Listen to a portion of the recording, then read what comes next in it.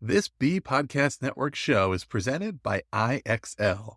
IXL's all-inclusive online teaching and learning platform simplifies edtech needs and accelerates achievement in 95 of the top 100 U.S. school districts. IXL delivers personalized learning across a comprehensive pre-K-12 curriculum, including math, language arts, science, and social studies, and it helps you assess student performance through actionable real-time insights at every level of your school or district. This one solution performs work that typically requires dozens of different tools. Want to find out why so many leading districts trust IXL? Visit ixl.com/BE. That's ixl.com/BE.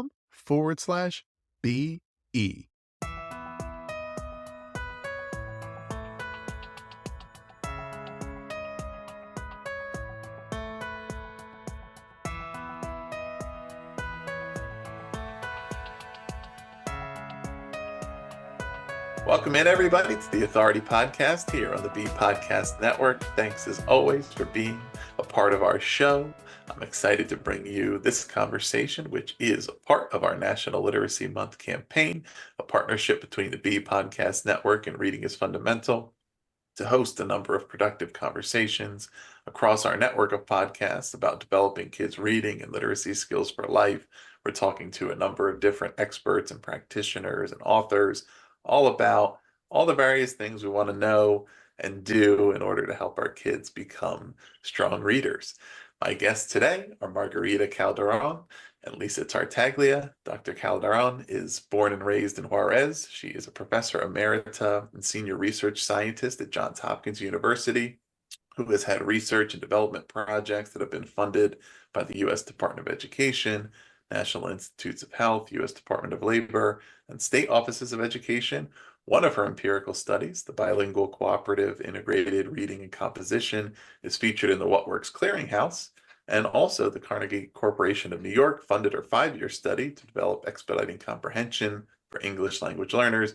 There's also much, much more, but that gives a great context for the type of expertise we have here today for this conversation. And my other guest, Lisa Tartaglia, is a high school assistant principal with the Loudoun County Public Schools in Virginia. She has over 20 years of public school experience as a classroom teacher, reading specialist, and coach at the elementary and high school levels, and is also a senior associate with Margarita Calderón and Associates, and provides training on instructional strategies for English language learners, language and literacy, instructional coaching, and social emotional learning. They have collaborated on a book called Cultivating Competence in English Learners, Integrating Social Emotional Learning with Language and Literacy. Welcome to the show. Thank you. Yes, thank you. Glad to be here. Yeah, now that I did all the hard work of the introduction and of filling in all your impressive backgrounds here, I'm going to kick it over to the two of you, especially to lay the foundation here for a lot of what we're going to talk about in this conversation. I want to make sure that we're not making assumptions about that all of our listeners know all of these different terms we're using or that have the same understanding of them, especially because we hope and believe that we may have a lot of new listeners during this series who are interested in literacy and reading from a variety of backgrounds and who may not be immersed in this edu-speak and these different acronyms that we talk about. And so a couple of them that I think are really important here are, we have the social emotional learning, the SEL piece, and then also the definition of English learners and multilingual learners, right? So let's start with the social emotional learning, SEL. What's sort of a layman's definition of that that's not relying on these terms we use inside schools, but something that just lets either a parent or somebody else who's involved in education in a different type of role understand, like, this is what we're talking about when we're discussing this and talking about how we're supporting students in this way. Lisa, maybe I'll have you give us this definition and then we'll go from there. So the way that we define it in this book, we use a lot based on the CASEL competencies, and they are all the different ways that students are kind of building on, working on their emotional intelligence. So the 5 competencies are self-awareness, self-management, social awareness, responsible decision-making, and relationship skills. And so when we're talking about social emotional learning, we are finding ways to be very intentional about having those students develop those skills and those competencies. So the basis of our book is taking that and combining it with literacy strategies and things that you do in the classroom to help develop those competencies. You want to add to that, Margarita?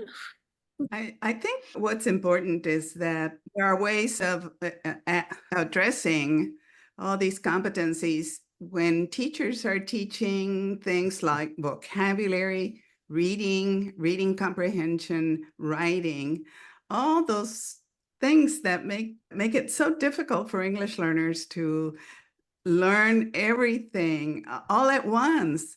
Being an English learner myself, I know what students are going through.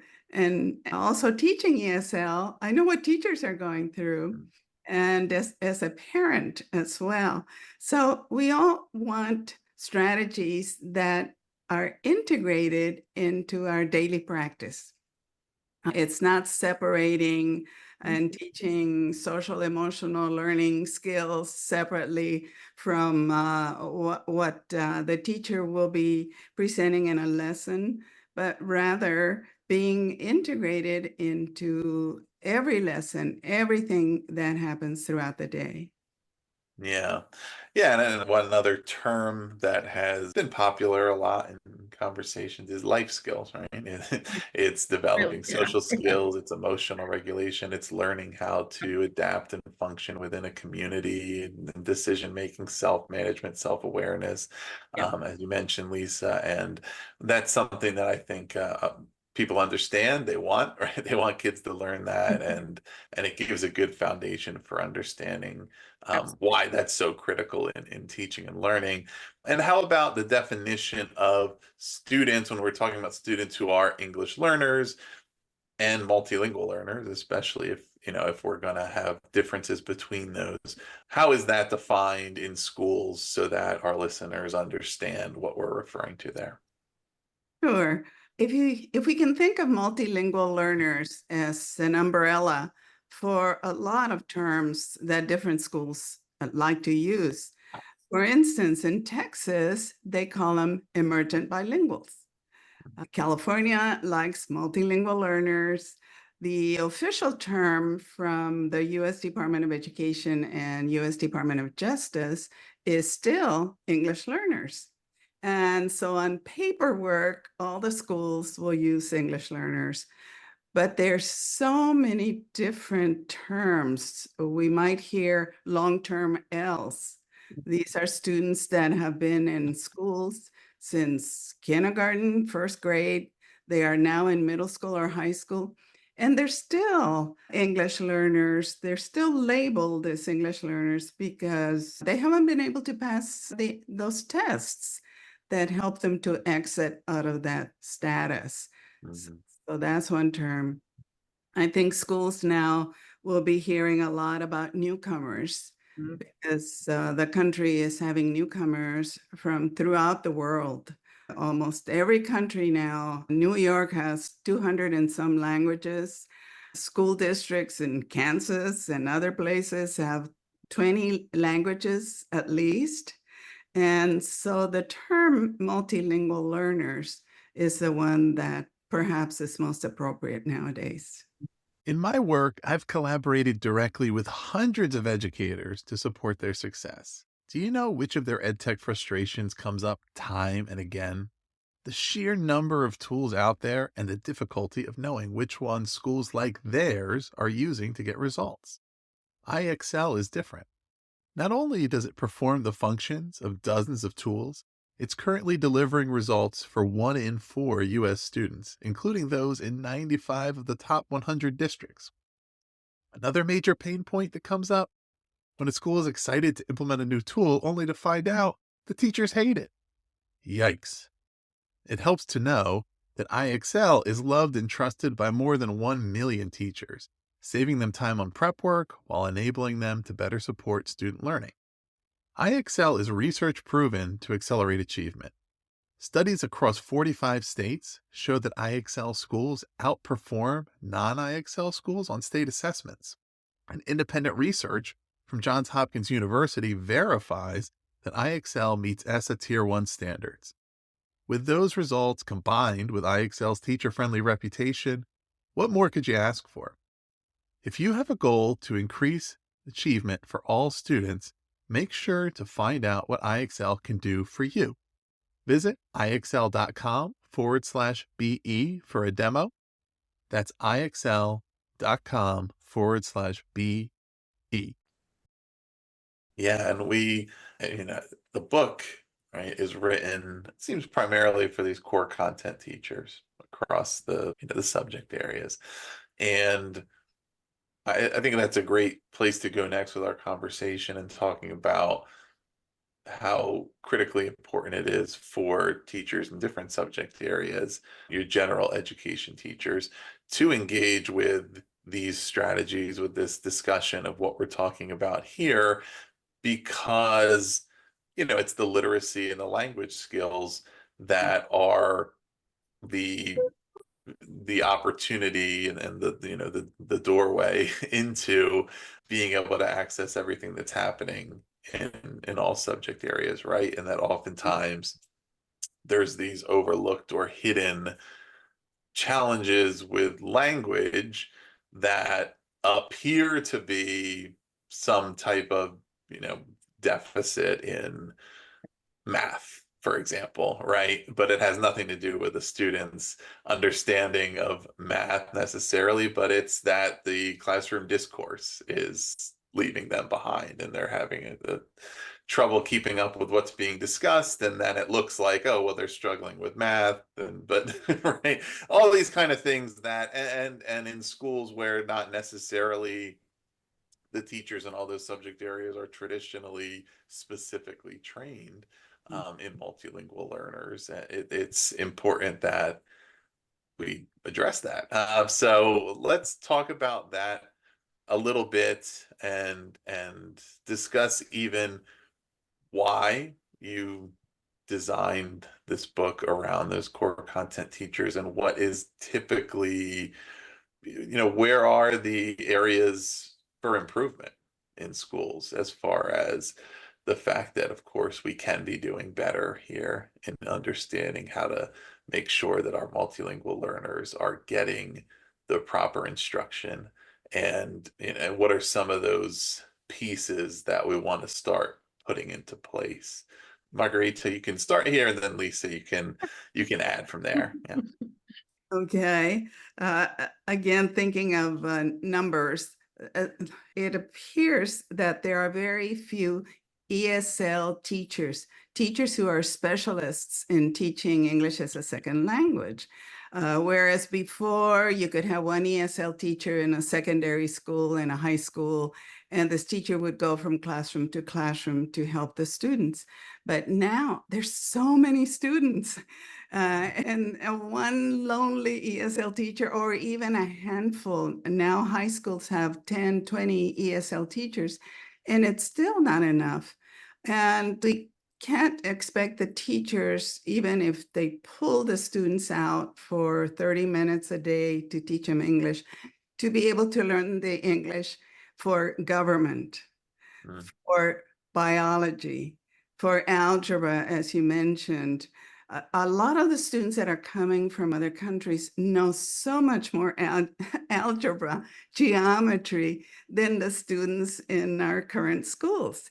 Yet, now that the curriculum is calling more for written problems, where the problems are written in textbooks, or the students themselves have to take formulas and write them out, they can't do that.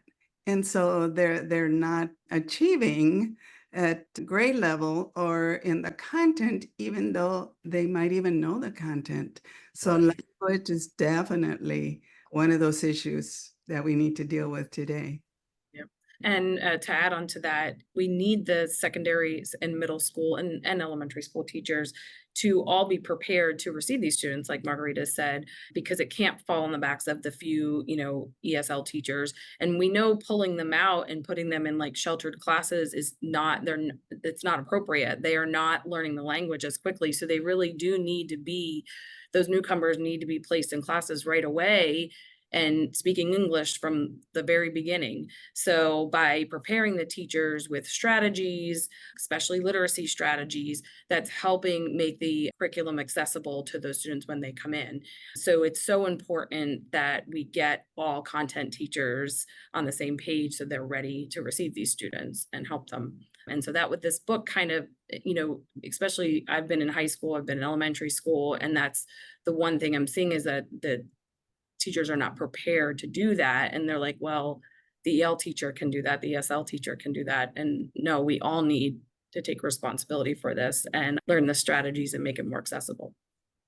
Yeah. Are there common reasons why, in evaluation, right? If we find that in a given school, classroom, or just for an individual student, that we have an English learner, a multilingual learner whose needs aren't really being met. Most common reasons why that's happening in modern schools, you referenced Margarita, right? Then there's many more multilingual learners in our schools. Part of that also is that the languages and the backgrounds that they come from are really diverse, right? It's not that we have a lot of students who are all, their first language is the same, but there could be dozens of them. So even what it takes to be able to teach those students the English language and to help them learn, we have a lot of different starting points. And also, like, it could be possible that some of the more older or traditional approaches to that have a deficit orientation, right? Which sometimes is a particular thing that happens here in the US, but I'm sure it happens other places as well, where a student having a different language background is viewed negatively versus as a strength, right? But there are a lot of practical realities of what it needs to be equipped to best educate every student and understand that they all have the capability to really learn well in these different subject areas, but Yes. we have to meet them where they are. But I guess for what it would look like for every school to be totally doing this the way that we would like for it to be done, as contrasted maybe with what the more common realities are there a few things that stand out as, okay, these are the most common areas where we're just not quite getting there? Sure. I'll start. I've had the wonderful experiences with the schools that were able to meet these challenges. New York City schools, a middle school who went from a very low performing because they had about 90% of English learners to highest performing in the school district, because all the teachers were, first of all, teaching vocabulary at the beginning of the period before students actually read biology or any of the other subjects. And then there were strategies that have to do with reading. I'm so happy to hear that this is, the literacy month, I guess, or it should be a whole literacy year.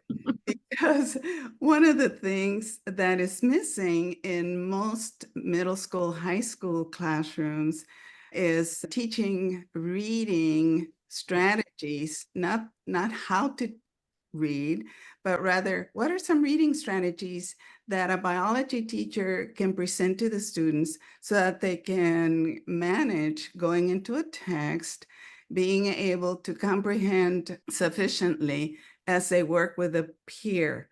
Peer reading, partner reading has been shown to have the biggest effect size in so many research projects, particularly for English language learners.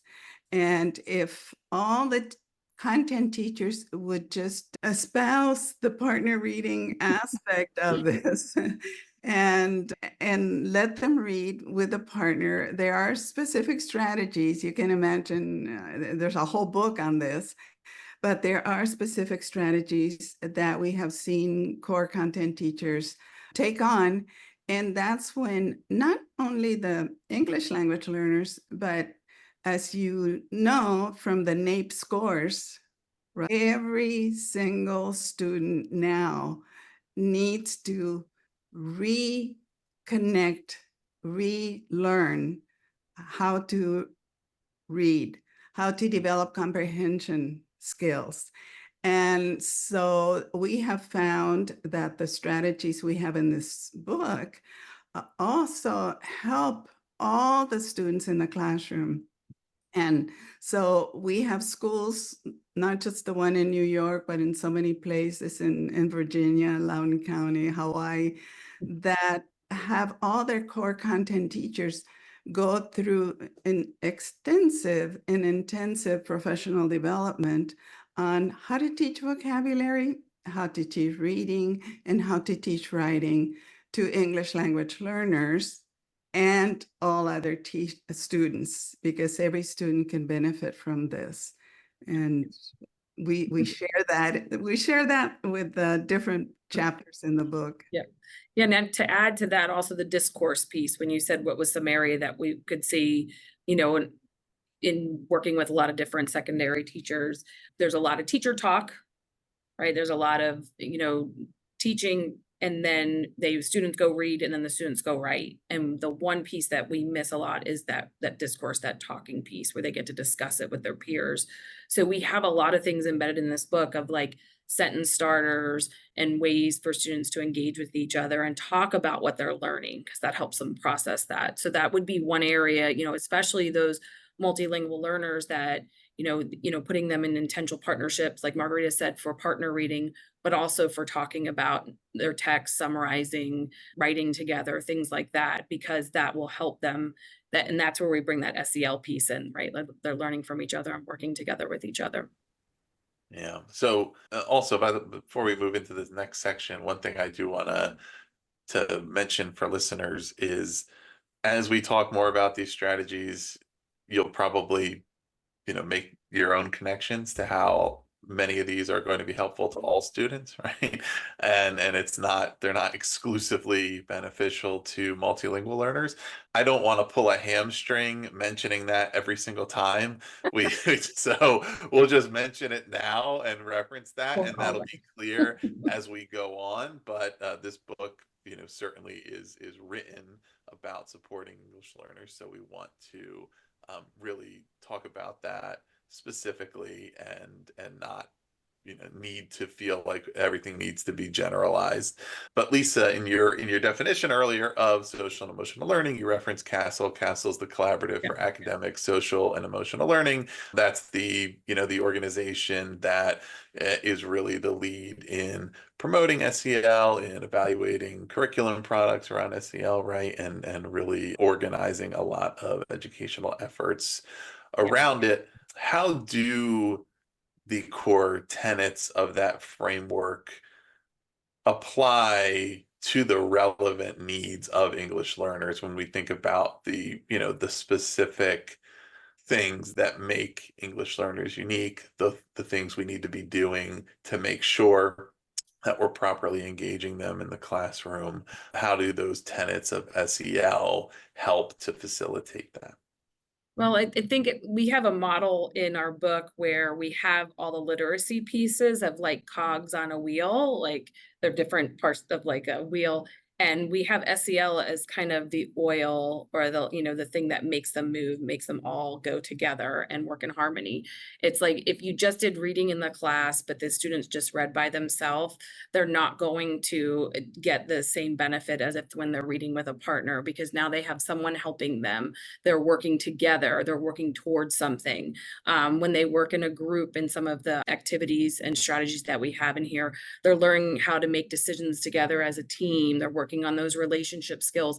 That's all aiding in them learning English. They're talking more. And then, for all students, just to be able to talk about their content, to understand it more. So it all really kind of goes together and helps those other things function.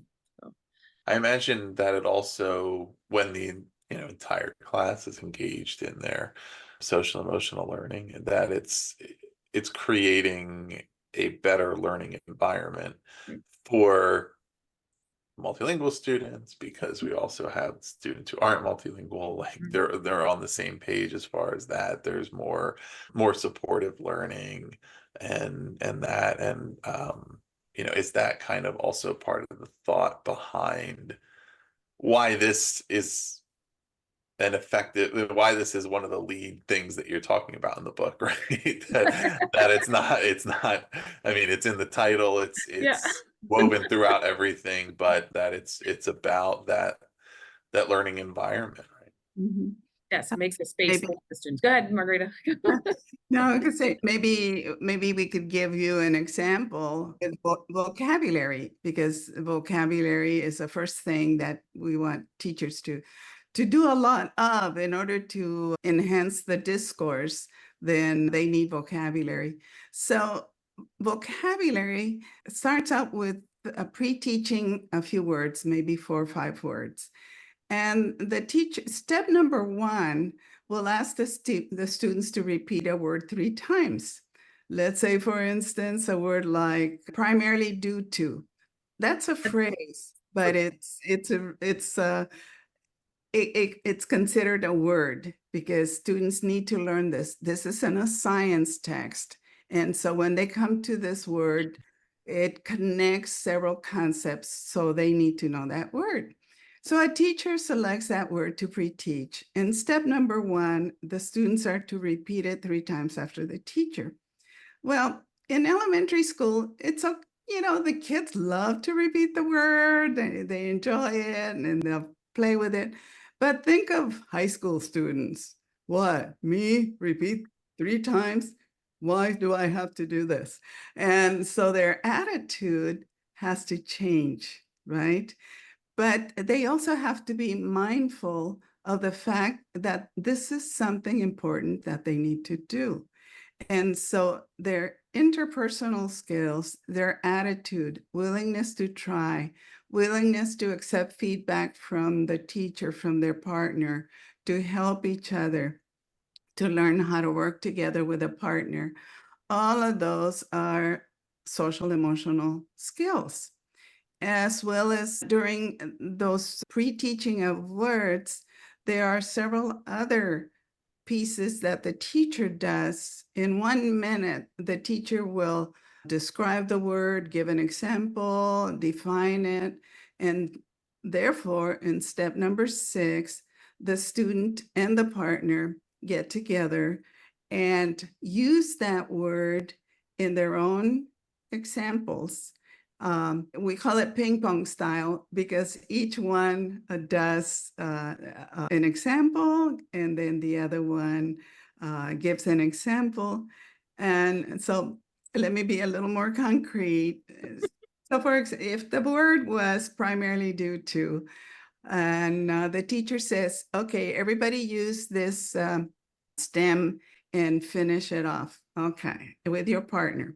So Margarita would start with something like, I am really happy primarily due to the beautiful day we have today.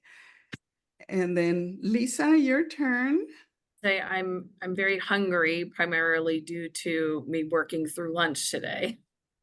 And I'm excited primarily due to this book that we finished together, and so on and so on and so forth.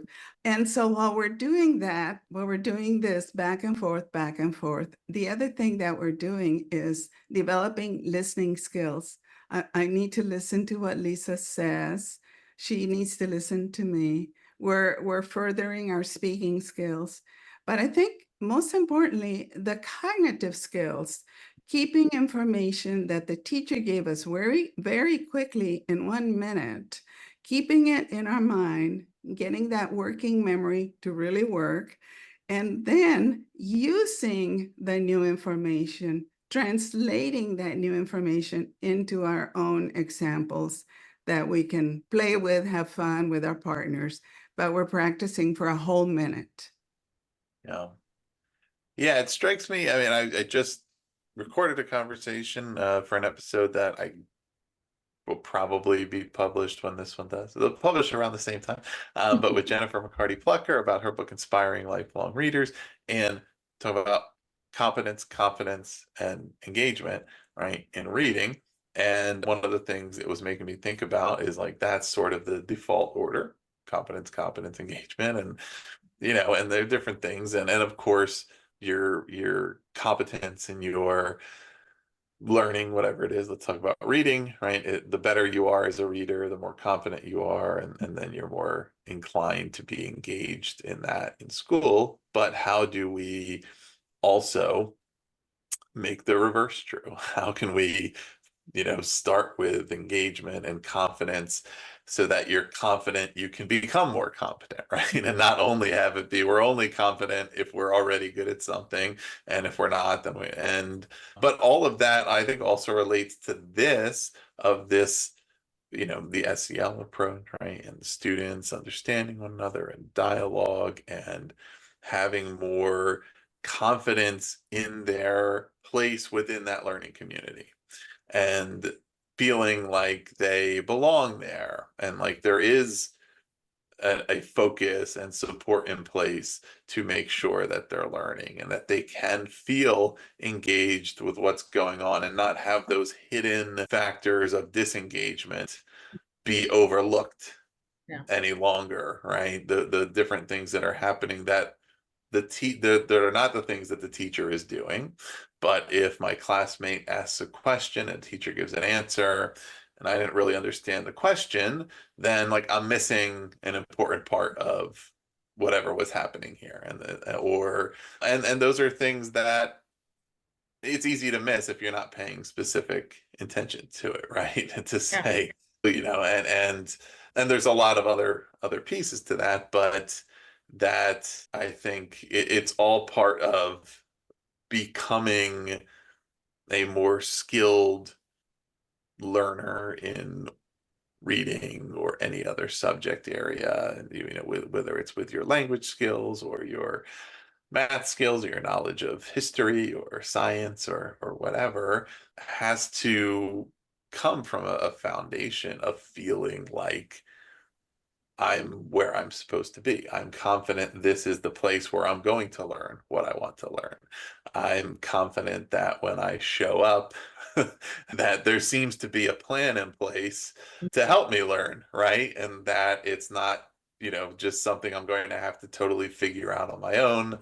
And again, there's a lot of, we talk so much about student engagement, and I think sometimes it is presented as a mystery and okay, well, or it's just something that is isolated, like, okay, how do we take these students and make them more engaged? And like it's isolated from educator engagement, understanding, well, when our educators are more engaged in what they're doing, that rubs off on students. Or when there's clear strategies that demonstrate that there's care and attention being put into this, then I'm more engaged because I feel like there's a plan for me.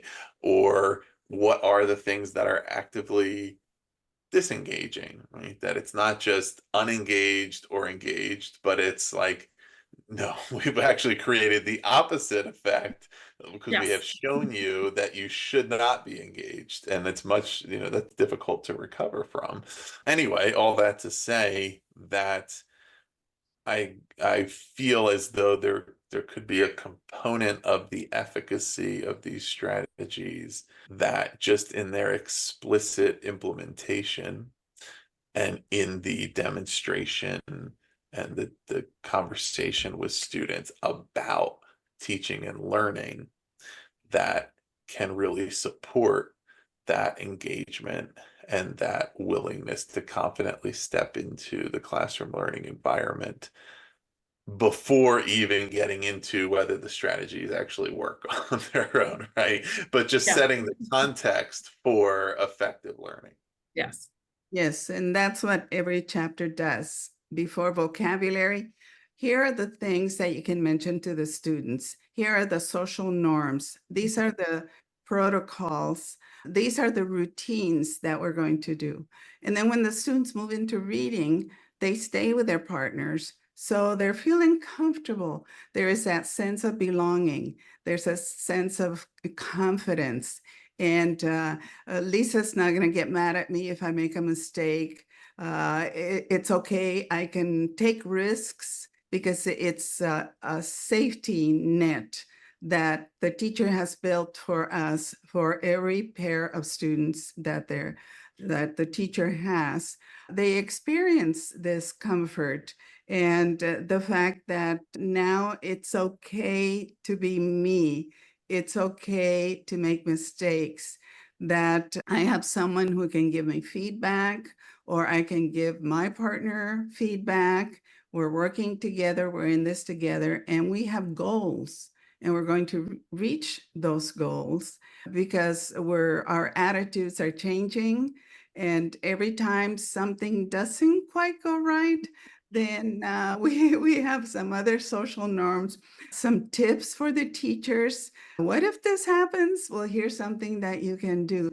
But we lay it out, not just for vocabulary, but I think it comes very strong in the reading section. What do we do about reading? How do we create that climate that will lead to success? And if the students are reading, that means that they're going to be writing really well. What happens with writing is that they typically do not have, first of all, enough language, not enough vocabulary, but not enough content, because since they didn't have the language, they didn't understand what they were reading. Therefore, they don't have the subject, the topic, the concepts to write about. And many teachers want them to jump right into writing, but it has to go in sequence. Vocabulary means that every teacher since kindergarten has taught 3,000 to 5,000 words per year, every single year. By the end of elementary, the students should have mastered 25,000 words. By the end of high school, if the students are going to go to college and do well in life, 50,000 words. Mastery in their verbal repertoires of 50,000 words. There's a lot more words going on in their heads, but the verbal repertoire, as Lisa was saying, the discourse is what's really important. If teachers do not take time out to let the students dialogue, talk to each other, process the information that they've been reading, process the information the teacher was presenting, or even a video. You know, sometimes they show videos and then they jump right into something else.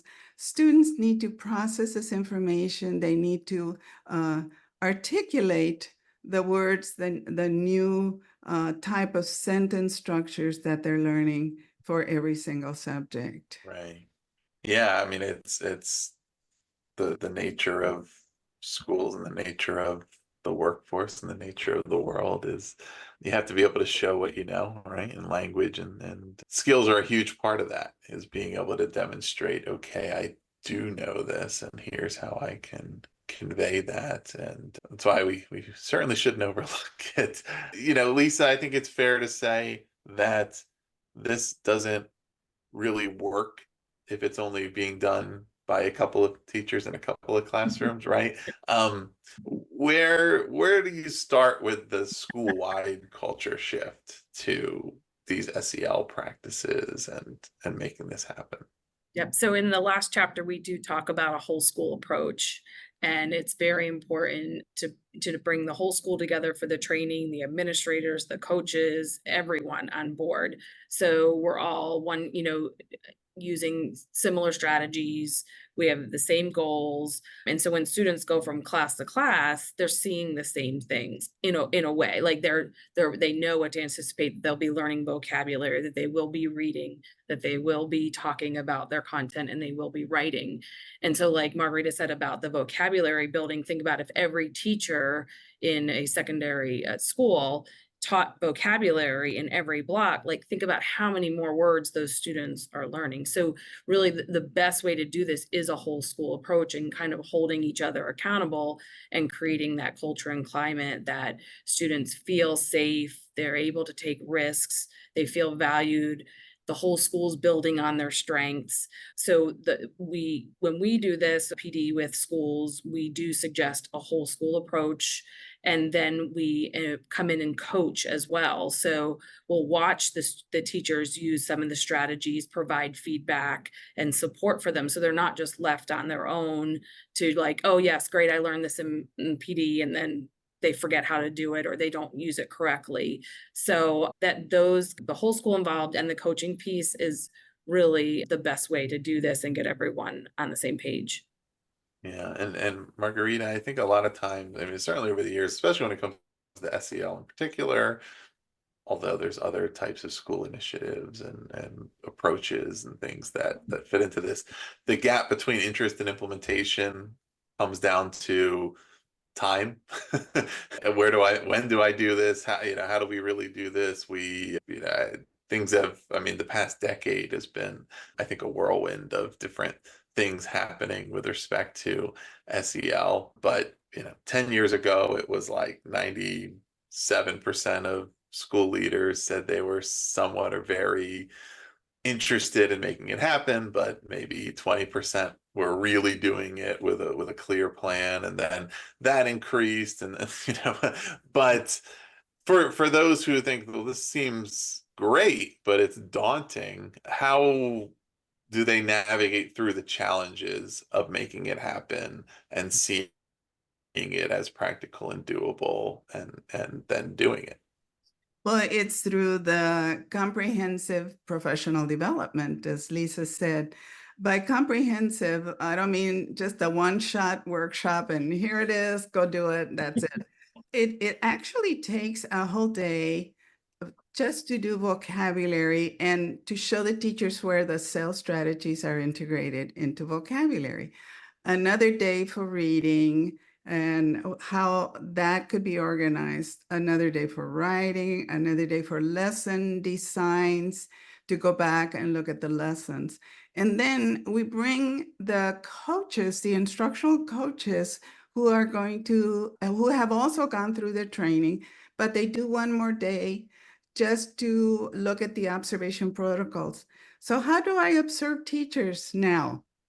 I used to observe teachers with this observation checklist that the school district gave me, but now this is different. This is a whole different approach. We're looking at real instruction. We're looking at how students are becoming engaged, what the students are doing. And so now they have to go through this training on how to observe in a classroom and how to give feedback to teachers.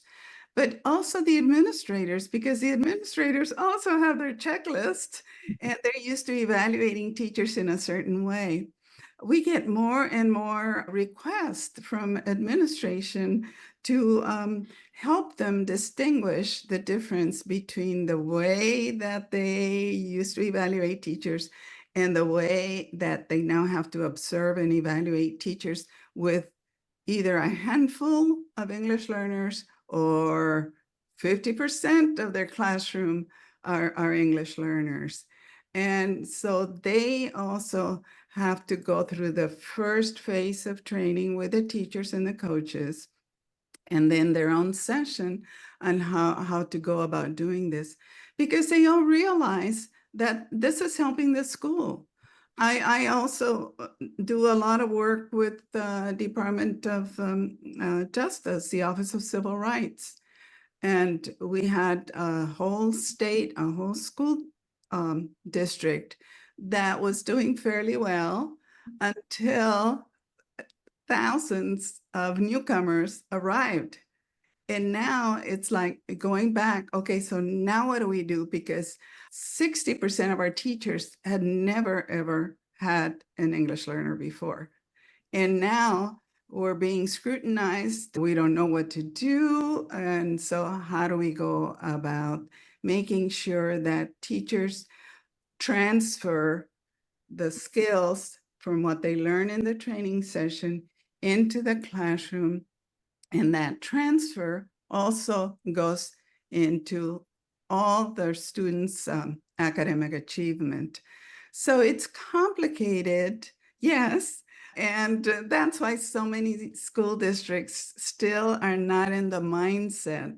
They need a little bit of SEL. They don't have the mindset of what it takes and how we can support teachers. We forget that teachers also need SEL, and there's so much that is always imposed on them. I'm a big advocate of teachers and how they have to do the flavor of the month. Oh, this is a great workshop. Let's do it this month. Oh no, I saw something else in this conference. Let's do this workshop. And so there's bits and pieces. Sometimes they even contradict each other. And so a plan that will remain for 2-3 years is what we have seen in schools, where positive change comes about and where all students are really achieving. Yeah. So as we are getting toward the end of our conversation, I'd love maybe each of you can give me one example here that you want to call out of how the school or the classroom looks different once we have committed to this, once we committed to SEL, and once we're using that to enable, better teaching and learning, helping learners develop their listening, speaking, reading, and writing skills, right? All the things that are now happening or are now possible that I would observe if I walked through and said, "Oh wow, last time it looked, this was different." Lisa, how about you give us one, and then Margarita, you can give yours. So I guess for me, if I walked into a classroom and saw multilingual learners in the class and I didn't know any different, like I just saw groups of students working together, reading together, writing together, doing vocabulary, and the teacher more facilitating, walking around, observing, seeing them. I was an elementary teacher first, so that was very natural for me to do that. And so then switching gears and going to high school, it's not as natural, and it's not something that we typically see in secondary. It's more kind of teaching from the front of the room. But in a classroom that would embrace this, the teacher would be moving around, supporting the students. I'd hear a lot of positivity. We'd see norms on the wall, norms for engaging, and agreements that they've made. I'd hear a lot of vocabulary, sentence stems and frames on desks to help the students to be able to communicate with each other. I just see a very positive environment. Yeah. Well, I'm seeing also this happen in dual language schools. These are schools where 2 languages are taught. 50% of the day is taught in one language and 50% is taught in English. And I see the same thing happening. Just what Lisa said, the teachers are no longer the sage on stage. Rather, they are facilitating the learning as students work in pairs, triads, or quads. And they're interacting, they're owning their language and their literacy skills. They're coming up with some fantastic projects for STEM, even in the elementary schools. And in middle schools, they're doing all of this in 2 languages. By the time they finish high school, they have earned what it is now called a seal of biliteracy, where there's this beautiful seal that they are given on graduation day, which means that now they have attained academic achievement, academic languages in 2 languages, which is fantastic because, that's what, our country is headed for. That's what we need. A lot of bilingualism, trying multiple languages. And because that's where we're headed, that is the trend. It's coming up from elementary to middle school and moving into high school. So that's what I'm seeing, and that's what I'm loving. Well, listeners, the book is called Cultivating Competence in English Learners. You can find it from Solution Tree or wherever you get your books. We'll put the links to that below. You can learn a lot more there. We've only really scratched the surface here, so there's plenty more in there about strategies and approaches to really bring a lot of these ideas to reality in your school. Also, please do subscribe if you've not already to The Authority for more author interviews like this one. We'll continue our series here for National Literacy Month in partnership with Reading is Fundamental. So we'll have more conversations focused on reading and literacy from a variety of angles. And you can go to bpodcast.network to see conversations on our other shows. There's going to be many, many more episodes covering literacy. So if you're interested in that topic, or if you want to hear from more interviews with authors on education, leadership, personal development, and more, we'll have that here. You can also learn more about Reading is Fundamental, our partner here at rif.org. So a lot more there. You can learn more about our guests here. The links to those are below as well. And I really want to thank both of you, Margarita and Lisa, for being here. Thank you For having us.